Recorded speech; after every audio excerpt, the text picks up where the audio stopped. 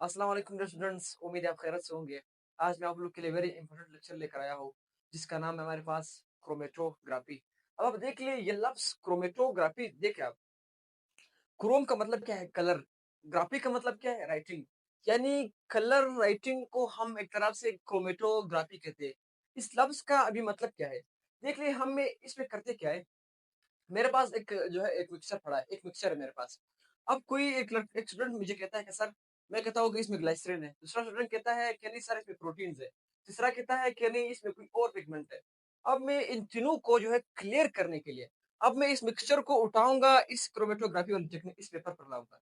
अब इसमें जहाँ-जहाँ पर जो है वो जो है कलर जो बनेंगे, उसके मुताबिक मैं कहूँगा कि ये फलाना जो है जो पिगमेंट है, या ये प्रोटीन है, या ये लिपिड है, या ये जो है ग्लिसरीन है। तो इसलिए इस टेक्निक को हम इस पर्पज़ के लिए हम जो है इस्तेमाल करते हैं। मैं क्या कहता हूँ? मैं कहता हूँ कि ये क्या है, एक टेक्निक है। देखें, एक टेक्निक है हमारे पास जिसमें हम क्या करते हैं, मैं कहता हूँ ये क्या है, इट इज़ अ टेक्निक। ये हमारे पास क्या है, टेक्निक है, टेक्निक। टेक्निक इन विच देखिए मैं कहता हूँ सब्सटेंसेस आर सेपरेटेड। सब्सटेंसेस को हम क्या करते हैं, सेपरेट करते हैं। क्या करते हैं, हम इसको सेपरेट करते हैं, अलग करते हैं। किस चीज़ से अलग करते हैं? अब ये भी तो सवाल है ना। अलग करते हैं कहाँ से? एक मिक्सचर से। फ्रॉम मिक्सचर, यानी एक मिक्सचर के अंदर मुख्तलिफ किस्म के सब्सटेंसेस है। अब उन सब्सटेंसेस में ये फलाना कौन है, इसके अंदर मिक्सचर में तो दो से मिसाल एक से ज्यादा चीज होता है। यानी एक जो है एक पिगमेंट, एक जो है प्रोटीन, एक लिपिड, यानी जो भी चीज है वो मिक्सचर होता है ना। तो उसको अलग करने के लिए, हर चीज को अलग अलग करने के लिए हमें, मुझे इसमें से प्रोटीन चाहिए, मुझे सिर्फ इसमें ग्लाइसरीन चाहिए, तो फिर मैं ये वाला टेक्निक इस्तेमाल करूंगा। ठीक है, फ्रॉम मिक्सचर, कहाँ पर? From mixture on chromatogram. ये मैंने एक नया लफ्ज़ इस्तेमाल किया, क्रोमेटोग्राम, क्रोमेटोग्राम। अब आप कहेंगे सर आप क्या-क्या नए-नए अल्फ़ाज़ इस्तेमाल कर रहे हैं? ये क्रोमेटोग्राम ये फिर कहाँ से आ गया? अब हम अभी तो बात कर रहे थे क्रोमेटोग्राफ़ी, अब क्रोमेटोग्राम फिर क्या है? ये इससे भी आसान है। क्रोमेटोग्राम वो पेपर है, ये पेपर हमारे पास, ये रेड क्या है? इस पेपर को जो मैंने इस बीकर के अंदर रखा है, इसको हम क्रोमेटोग्राम कहते हैं। यानी क्रोमेटोग्राफी में हम क्रोमेटोग्राम पेपर को इस्तेमाल करते हैं ना। तो इसलिए मैंने इसको क्रोमेटोग्राम, मैंने कहा in substances are separated, separate from mixture on chromatogram. इस क्रोमेटोग्राम पर जब आप सब्सटेंसेस को जो है सेपरेट करेंगे, मुख्तलिफ डॉट्स बनेंगे, तो यही तो है क्रोमेटोग्राम। अब आप देख लिए, ये तो मैंने इसकी डेफिनेशन बताया। अब एक साइंटिस्ट था जिसने इसकी डिस्कवरी की, आप उसका नाम लिख लिए, मैं इसका नाम यहाँ पर लिखता हूँ। डिस्कवरी इसकी एक साइंटिस्ट ने की, उसका नाम है एमकेल टिस्वेट। एमकेल टिस्वेट एक साइंटिस्ट था जिसने इसको क्या क्या डिस्कवर किया, टी स्वेट। ये एक साइंटिस्ट है जिसने इस जो है इसकी जो डिस्कवरी की। अब मैं आगे क्या कहता हूँ, मैं कहता हूँ इसका पर्पस क्या होगा। अभी पर्पस क्या है, मैं यहाँ पर इसकी पर्पस भी लिख लेता हूँ। देखिए पर्पस इसका क्या है, पर्पस ये है कि क्या करें, separate, separate the mixture, the mixture of क्या, किस चीज की मिसाल, मिक्सचर ऑफ प्रोटीन्स। ठीक है, इसी तरह मैं यहाँ पर लिखता हूँ मिक्सचर ऑफ प्रोटीन। दूसरा इसमें क्या आप लिख सकते हैं, प्रोटीन्स आप लिख सकते हैं। इसी तरह फोटोसिंथेटिक पिगमेंट्स के लिए, खासकर फोटोसिंथेटिक पिगमेंट्स के अलग करने के लिए, ये जो सिस्टम हम शुरू, फोटोसिंथेटिक पिगमेंट्स को अलग करना, फोटोसिंथेटिक पिगमेंट्स को अलग करना, और उसमें और भी चीजें मिसाल हो सकते हैं, and other substances, other substances. अब इन सब को अलग करना, ये क्या है, इसका जो है पर्पस है। ठीक है, अब आगे इसमें देख ले, मैंने इसकी जो है आपको पर्पस बता दी, इसकी मैकेनिज्म मैंने आपको बता दी। ठीक, यहाँ तक तो आपको बात समझ आ गई। अब आप देख ले, अब आप कहेंगे सर कि आप जो है इसको ज़्यादा जो है थोड़ा-सा इसे और भी आसान बता दें। मैं इसे और भी आसान आपको बता देता हूँ। देख ले, यहाँ पर ये प्रोसेस तो हमें समझ आ गया कि मैंने कहा ये प्रोटीन्स का मिक्सचर, फोटोसिंथेटिक पिगमेंट्स और ये सब्सटेंसेस के लिए हमें जो है चाहिए। ठीक है, होता क्या है, इसमें क्या हम चीज़ें इस्तेमाल करेंगे। अब इसमें जो क्रोमेटोग्राफी हम पढ़ेंगे, एक टाइप उसका, वो टाइप पढ़ेंगे हम पेपर टाइप क्रोमेटोग्राफी। उसमें होता क्या है कि एक हमारे पास क्या है, पेपर है। ठीक है, अब ये एक पेपर है, ये रेड वाला। अब इस पेपर को मैंने क्या किया, एक बेकर के अंदर डुबोया।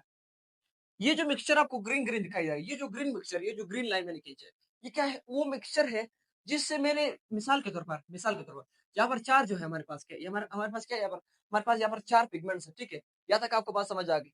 अब यहाँ पर 4 पिगमेंट्स का मतलब ये है कि इस मिक्सचर में हमारे पास क्या है, 4 किस्म के जो सब्सटेंसेस है, यानी कि इस मिक्सचर में हमारे पास क्या है, 4 सब्सटेंसेस है,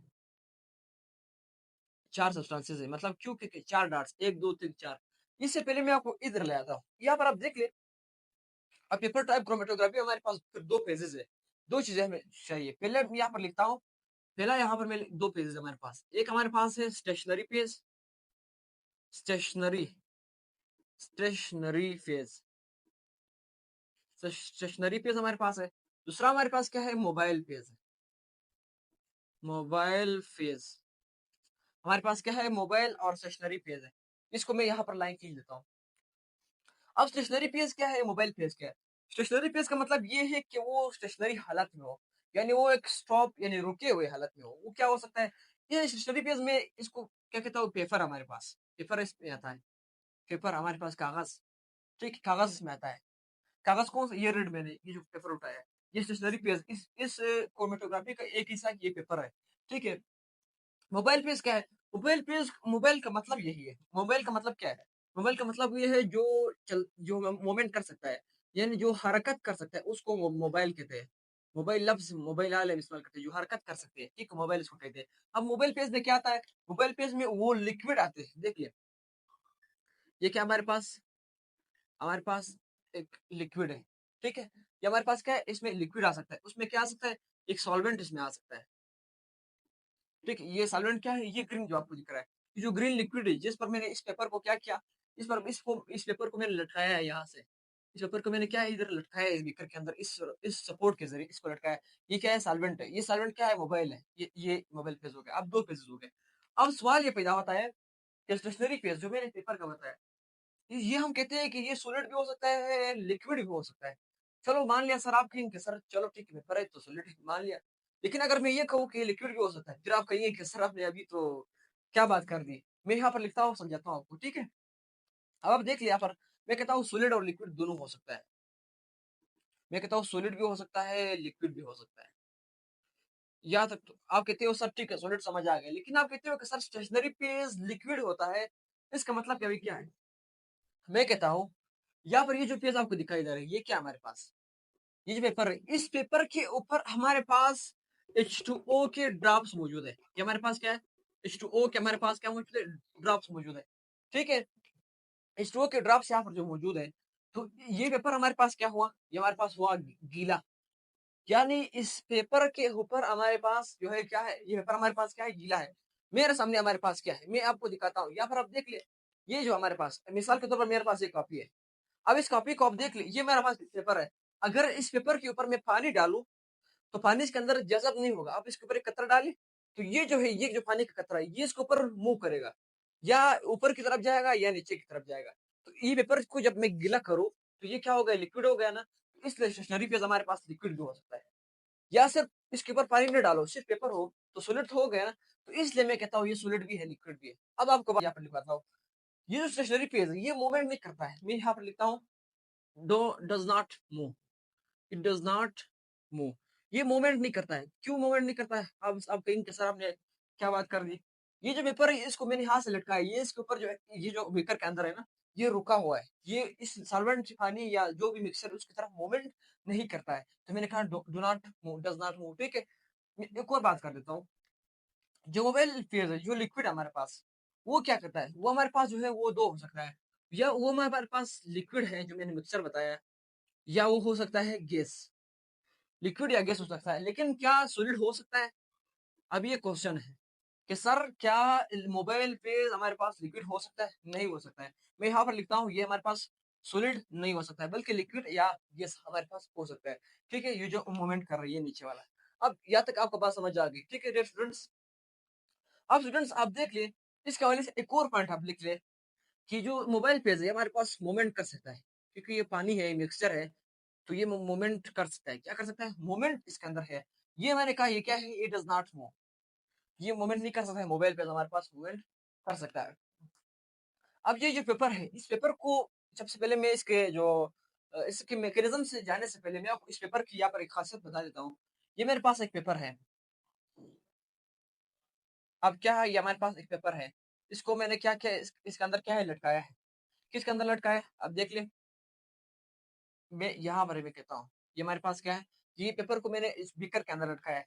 ये पेपर हमारे पास किससे बना है? पेपर हमारे पास बना है सेलुलोज फाइबर से।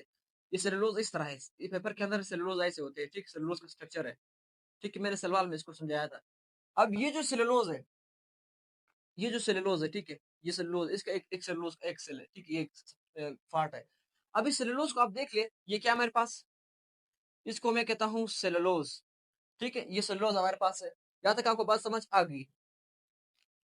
तो सेलुलोज के लिए जो एफिनिटी है ना मिक्सचर की, अब मिक्सचर में अगर आप वाटर उठाएंगे, ठीक है? वाटर, तो वाटर के लिए फिर सेलुलोज की एफिनिटी हमारे पास क्या है? फिर वो जो है अलग होगी, ठीक है? या मैं अगर ग्लाइसरीन उठा लूं, ठीक है?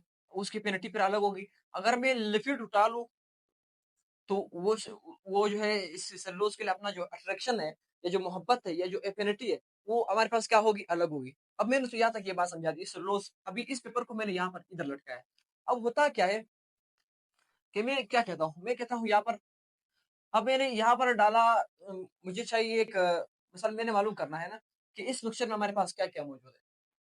मेरे इस मिक्सचर में जो है ग्लाइसरीन मालूम करना है। इस मिक्सचर के अंदर ग्लाइसरीन तो है, लेकिन मुझे मालूम करना है कि क्या ये मौजूद है या नहीं है, ठीक है? इससे पहले क्या होता है, इससे पहले क्या होता है, अब देख ले, अब देख ले। ये मैंने जो है इस मिक्सचर के जो है वो क्या है, इस मिक्सचर से जो सब्सटेंसेस बने, उसके मुख्तलिफ 4 डार्ट्स बन गए, यानी इसमें 4 किस्म की चीजें हैं। मैं बाहर से लाता हूँ ग्लाइसरीन। अब जब मैंने ग्लाइसरीन को लाया, तो उसका जो डार्ट है इस मिक्सचर से, ग्लाइसरीन ने डार्ट क्रोमेटोग्राम में यहाँ पर बनाए, ठीक है? अब अगर ये डार्ट यहाँ पर बनाएंगे, तो मुझे पता था कि ये ग्लाइसरीन हमारे मिक्सचर में मौजूद है, ग्लाइसरीन। अगर दूसरा में सब्सटेंस बाहर से सिर्फ ग्लाइसरीन लाओ, ठीक है? अगर वो इसके बराबर बनाएगा, ठीक है?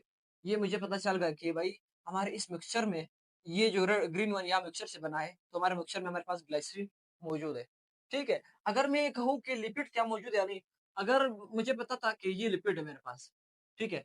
अगर मुझे पता है कि ये लिपिड हो सकता है ना, हो सकता है या नहीं हो सकता है, मैंने लाया बाहर से लिपिड, लिपिड ने वाकई यहाँ पर अपना जो है क्या बनाया, एक जो है डार्ट बनाया। अब मुझे पता चल गया, जो पहले मुझे शक था कि इस मिक्सचर से ये डार्ट लिपिड हो सकता भी है या नहीं हो सकता है, अब मुझे कंफर्म हो गया कि इसके बराबर डार्ट आ गया, और हमारे पास जो है ये हमारे क्या है, ये लिपिड हो सकता है। अब इसकी सवाल ये पैदा होता है कि ये सेगमेंट क्यों अलग अलग बना, तो डार्ट एक जगह बननी चाहिए थी। बात मैंने इस यहाँ पर आप समझाई कि डिफरेंट चीजों की एफिनिटी अट्रैक्शन जो है वो सेलुलोज के लिए डिफरेंट है। आप ये नहीं कह सकते कि सेलुलोज को भी उठा लो, सेलुलोज के लिए आप जो है लिपिड को भी उठा लो, वाटर को भी उठा लो, तो दोनों एक जगह पे डार्ट बनाए। नहीं, एक पोलर है, एक नॉन पोलर है, तो डिफरेंट एफिनिटीज होंगे, डिफरेंट जगहों पे अपने जो है अट्रैक्शन जो है करेंगे। इसके एग्जाम्पल मैं यहाँ पर एक और जगह पे देता हूँ। मेरे पास मौजूद है कितने, मेरे पास मौजूद है 4 लोग। ये एक शख्स है, ये हमारे पास दूसरा शख्स है, ये मेरे पास है तीसरा शख्स। अब मैंने यहाँ से बाउंड्री लाई है, ठीक है? मैं इन तीनों को कहता हूँ, मैं इन तीनों को कहता हूँ कि आप लोग दौड़ लगाओ। अब जो पहला शख्स था वो बड़ा सुस्त आदमी था, मोटा पहलवान बंदा था, वो भाग नहीं सकता है ना, वो यहाँ पर रो गया, कहता है मैं सर में थक गया, मैं नहीं चढ़ सकता। अब ये थोड़ा सा दरमियाना बंदा है, ये कहता है मैं फिर भी इस मोटे से बड़ा अच्छा हूँ, इधर तक आ गए। अब ये तीसरा बंदा है, ये यहाँ तक आ गया। अब देखिए, इसको आप देख ले। अब क्यों आप नहीं कहते कि सर इन लोगों ने एक जैसे दौड़ क्यों नहीं लगाया? क्योंकि फर्क था ना, एक दौड़ने की सलाहियत कम थी, मोटा था, ये पतला था, बड़ा अच्छा दौड़ सकता था। यहाँ पर भी यही काम है, यहाँ पर भी यही मसला है। भाई किस स्ट्रो ज्यादा मुंह करेगा, लिपिड फिर कम मुंह करेगा। एग्जांपल मैं दे रहा हूँ, ठीक है? ये ग्लाइसरीन ज्यादा मुंह करेगा, या वाटर जो है उससे ज्यादा मुंह करेगा। तो इसलिए डिफरेंट जगहों पे डार्ट्स बनेंगे, डिफरेंट इफिनिटीज की वजह से। जैसे इन 3 लोगों का मैंने आपको एग्जाम्पल दिया, यहाँ तक आपको बात समझ आ गई? एक और सवाल पैदा होता है कि सर यहाँ पर कितने डार्ट बन सकते हैं? देख ले, मैं यहाँ पर एक और डार्ट बना लेता हूँ, या मैं सिर्फ अगर मैंने इधर 5 डार्ट रखे, इसका मतलब ये है कि इस मिक्सचर में हमारे पास कितने सब्सटेंसेस मौजूद है? 5 सब्सटेंसेस मौजूद है, ठीक है? अगर मैंने इनको मिटाया, मिसाल के तौर, अगर मैंने इनको मिटाया, सिर्फ मेरे साथ एक डार्ट सिर्फ बन गया, एक डार्ट बन गया। इसका मतलब ये है कि इसमें हमारे पास सिर्फ एक सब्सटेंस मौजूद था। अगर मैं जितने नंबर ऑफ डॉट्स है मैं यहाँ पर लेता हूँ, मैं कहता हूँ number of dots is equal to the number of substances in the mixture. जितने सब्सटेंसेस मिक्सचर के अंदर होंगे, उतने नंबर ऑफ डॉट्स बनेंगे। मैं क्या कहता हूँ, अब आप यहाँ पर लिख ले कि number of dots, number of dots क्या है? Directly proportional to the number of substances. Number of substances के साथ इनका डायरेक्ट रिलेशन है, ठीक है? नंबर ऑफ सब्सटेंसेस जितने ज्यादा होंगे उतने नंबर ऑफ डॉट्स ज्यादा होंगे। ये पॉइंट आपके फिंगर टिप्स पर होना चाहिए, ये इंपॉर्टेंट पॉइंट है। ये मैंने यहाँ पर जो है इसको अंडरलाइन किया। Number of dots is directly proportional to the number of substances. जितने नंबर ऑफ डॉट्स है उतने सब्सटेंसेस यहाँ पर थे। जो जो 5 सब्सटेंसेस थे उन्होंने 5 अलग अलग डॉट्स बनाए। एक 2 सब्सटेंसेस तो 2 डॉट्स बनेंगे। 100 सब्सटेंसेस यहाँ पर 100 डॉट्स बनेंगे इस पेपर पर। ये यहाँ पर हमारे पास हो गया क्रोमेटोग्राफी के लेक्चर। तो स्टूडेंट्स अगर आपको लेक्चर समझ आ गया हो तो और इसके बाद भी अगर आपको कोई भी प्रॉब्लम है लेक्चर के हवाले से तो आप मुझे कमेंट करेंगे, आपको जरूर जवाब दूंगा। और आपको कोई भी सजेशन है लेक्चर के हवाले से तो आप जरूर मुझे सजेशन दे दें। और इसके साथ हमारे चैनल को लाइक करें, सब्सक्राइब करें, शेयर करें अपने फ्रेंड्स को। और इल्म फैलाने की समझ में हमारा साथ दें। थैंक्स, मिलते हैं अगले लेक्चर में।